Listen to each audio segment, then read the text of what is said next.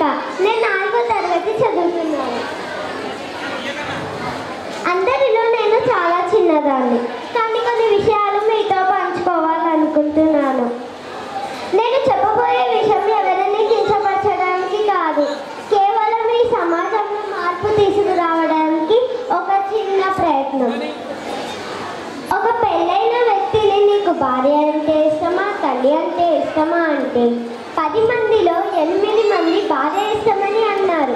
నేను అనుకున్నది ఏమిటంటే, 9 మాసాలు మోసి కనిపించిన తల్లి కంటే భార్య మీద ప్రేమ ఎక్కువగా ఉందంటే నేనైతే నమ్మను. మరి మీరు నమ్ముతారా? చాలామంది నేను చెప్పిన దానికి సపోర్ట్ చేయకపోవచ్చు. దీనికి ఒక ఉదాహరణ ఇస్తాను. ఒకతను జాబ్ వచ్చిందని బెంగళూరుకు వెళ్తున్నాడు. ఎయిర్పోర్ట్ వరకు వెళ్ళి ఒకసారి ఇంట్లో వాళ్ళకు ఫోన్ చేద్దాం అనుకుంటాడు. ముందుగా వాళ్ళ నాన్నకు ఫోన్ చేస్తాడు. ఫోన్ ఎత్తగానే, ఏరా డబ్బులు ఎక్కువగా ఖర్చు పెట్టకు, సరే నాన్న అని ఫోన్ పెట్టేస్తాడు. తరువాత వాళ్ళ ఆవిడకు ఫోన్ చేస్తాడు.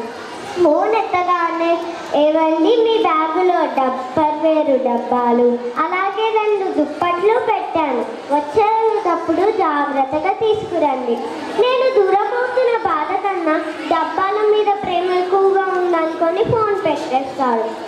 తరువాత వాళ్ళ కూతురికి ఫోన్ చేస్తాడు.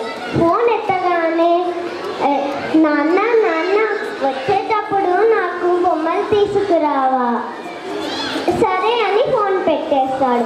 ఎవరి డిమాండ్స్ వాళ్ళదనుకొని చివరిగా వాళ్ళ తల్లికి ఫోన్ చేస్తాడు.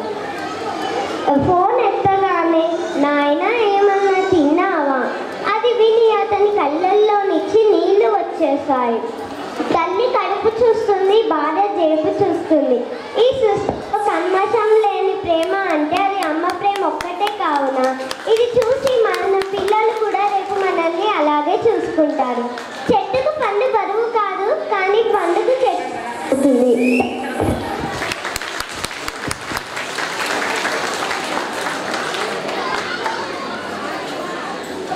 Now you heard my friend Ritika told about mother. I am telling now about father. ఇప్పుడు ప్రపంచంలో గొప్పవారు ఎవరంటే 9 మాసాలు మోసి కన్నది తల్లి. మన జీవితాన్ని సరైన మార్గంలో నడపడానికి దారి చూపించేది తండ్రి. దీనికి నా దగ్గర ఒక ఉదాహరణ ఉంది. మీరు గమనించారో లేదో, కానీ మీ ఇంట్లో ఉన్న వాళ్ళందరికీ నానా బట్టలు తెచ్చుకుంటాడు, కానీ అతనికి బట్టలు ఎందుకు నానా అని అడిగితే, నీ సంతోషంలో నా సంతోషం ఉంది చెప్పేది నానా ఒక్కడే.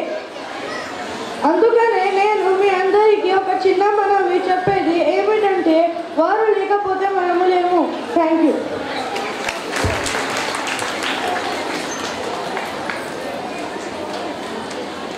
ఇందాక నా ఫ్రెండ్స్ ఇద్దరు తల్లి తండ్రి గురించి చెప్పారు. నేను ఇప్పుడు గురువుల గురించి చెప్పబోతున్నాను. ఇప్పుడు మన దేశంలో డాక్టర్లకు, లాయర్లకు, ఇంజనీర్లకు కొరత లేదు, కానీ ఉపాధ్యాయులకు మాత్రం కొరత ఉంది. ఒకవేళ ఉన్న తక్కువ ఉపాధ్యాయులైనా కాపాడుకుందాం. మన యొక్క మనస్తత్వం ఎలాంటిదంటే, మన పిల్లలు డాక్టర్లు కావాలని, ఇంజనీర్లు కావాలని కోరుకుంటాం, కానీ మన పిల్లలు టీచర్లు కావాలని కోరుకోము. ఈ సమాజంలో డాక్టర్లకు, లాయర్లకు, ఇంజనీర్లకు కొరత లేదు.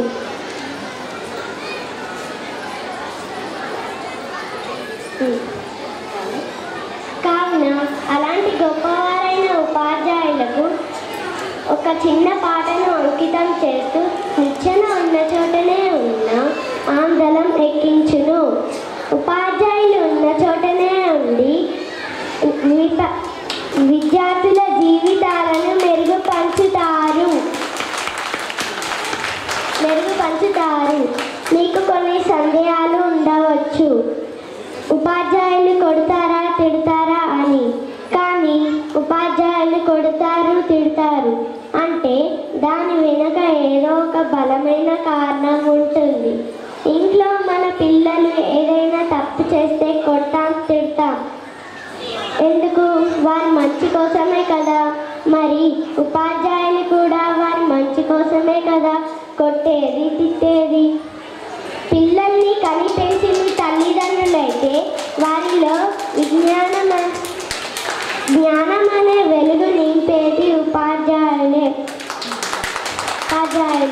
కావున అజ్ఞానం అనే అంధకారాన్ని తొలగించి విజ్ఞానం